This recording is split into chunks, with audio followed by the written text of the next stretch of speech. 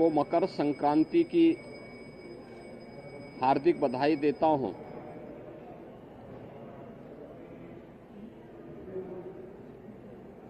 मकर संक्रांति भारत के पावन पर्व और त्योहारों की श्रृंखला का एक ऐसा पर्व है जो जगत पिता सूर्य के प्रति कृतज्ञता ज्ञापित करने का एक उत्सव है। पूरे देश के अंदर अलग अलग नाम और रूपों के आधार पर इस पर्व को सनातन धर्मावलंबी बड़ी श्रद्धा के साथ इस आयोजन के साथ जुड़ते हैं।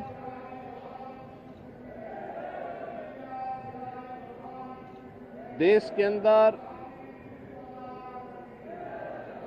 उत्तर हो, दक्षिण हो, पूरब हो, पश्चिम हो, पूरे देश के अंदर अलग अलग नाम और रूपों में इस पर्व को लोग मनाते हैं, इस उत्सव के साथ जुड़ते हैं। उत्सव भारत की सनातन धर्म की परंपरा में आनंद के क्षणों को एकजुटता के साथ, एकता के साथ आयोजित करने, अपनी खुशी के साथ पूरे समाज की खुशी को जोड़ने का एक सशक्त माध्यम रहा है।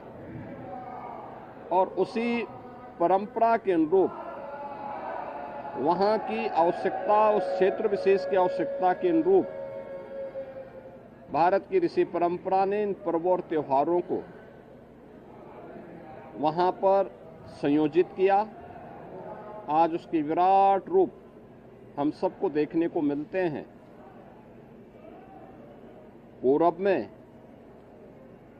असम आदि में आप जाएंगे तो बिहू के रूप में, पंजाब की ओर जाएंगे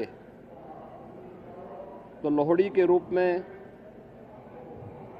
सुदूर दक्षिण में आप जाएंगे तो पोंगल के रूप में, बंगाल में या महाराष्ट्र में तिलवा संक्रांति के रूप में, उत्तर भारत में आएंगे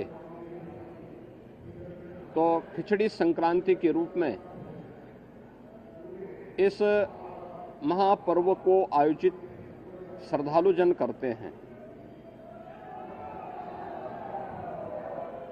एक और हम लोग यहाँ पर महायोगी भगवान गोरक्षनाथ की इस पावन धरा पर देश के अलग अलग कोने से आए हुए श्रद्धालु जनों के साथ मिलकर के, इन लाखों श्रद्धालु जनों के साथ भगवान गोरक्षनाथ जी को आस्था की पावन खिचड़ी चढ़ाया जा रहा है। तो दूसरी ओर इस सदी का पहला महाकुंभ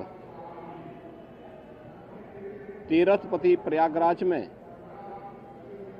प्रारंभ हो चुका है और आज पहला अमृत स्नान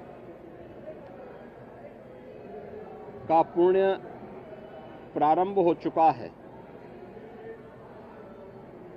यानी महाकुंभ में के प्रति जो आकर्षण देश और दुनिया में देखने को मिल रहा है वो अद्भुत है, अकल्पनीय है। कल ही आपने देखा होगा प्रयागराज में लगभग 1.25 करोड़ श्रद्धालु जनों ने मां गंगा, यमुना और सरस्वती के पावन त्रिवेणी के संगम पे डुबकी लगा करके पुण्य के भागीदार बने। आज वहां पे पूज्य संतों की अगुवाई में लाखों की संख्या में कुछ ही देर में अखाड़ों का अमृत स्नान प्रारंभ होने वाला है और इसके साथ ही ब्रह्म मुहूर्त में 3 बजे से ही लाखों की संख्या में श्रद्धालुजन अभी से वहां डुबकी लगा रहे हैं, पुण्य के भागीदार बन रहे हैं। उसमें देश और दुनिया से आए हुए सनातन धर्मावलंबी तो हैं ही, साथ साथ सनातन धर्म के प्रति आकर्षित तमाम विदेशी श्रद्धालु भी इस महाकुंभ के साक्षी बन रहे हैं। महाकुंभ का आज द्वितीय स्नान है, लेकिन पहला अमृत स्नान जिसमें अखाड़ों की शोभा यात्रा निकलेगी, उनकी सवारियां निकलेंगी, यह भी आज महाकुंभ में होगा और इस प्रारंभ होने वाला है। प्रदेश के अंदर अलग अलग स्थानों पर इस अवसर पर पवित्र नदियों में, सरोवरों में स्नान, ध्यान, दान, पुण्य का कार्यक्रम बड़े उत्साह से प्रारंभ हो चुका है। ये मेरा सौभाग्य है कि मुझे अभी यहाँ पर भगवान गोरक्षनाथ की इस पावन स्थली पर बाबा के श्री चरणों में पावन खिचड़ी को चढ़ाने का अवसर प्राप्त हुआ है। आज दिन भर लाखों की संख्या में प्रदेश भर से, देश भर से और नेपाल आदि देशों से भी आए हुए ये सभी लाखों श्रद्धालु बाबा को अपनी पावन खिचड़ी चढ़ाएंगे।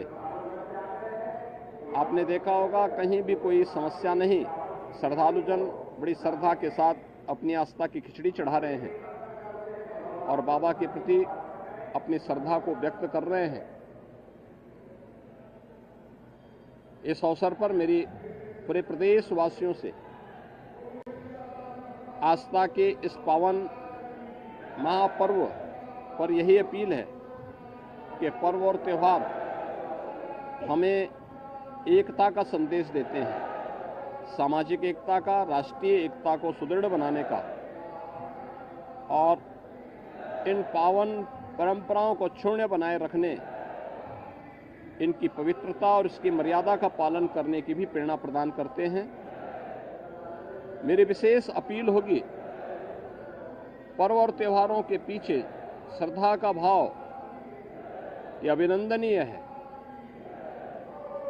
हम अवश्य इस बात को ध्यान दें कि हमारे पावन तीर्थ स्वच्छ और सुंदर बने रहें। सिंगल यूज प्लास्टिक का उपयोग हम कतई न करें। कहीं भी जहां तहां गंदगी न करें। शासन प्रशासन सभी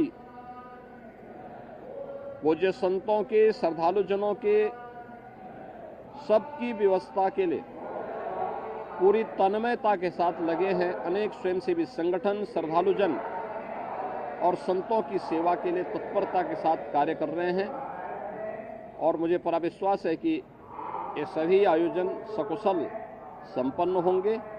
मैं एक बार फिर से मकर संक्रांति की और महाकुंभ के प्रथम अमृत स्नान की मंगलमय शुभकामनाएं प्रयागराज में आए हुए पूज्य संतों को, कल्पवासियों को, श्रद्धालुजनों को और मकर संक्रांति की अपनी शुभकामनाएं सभी प्रदेशवासियों को भी इस अवसर पर देता हूं। बहुत बहुत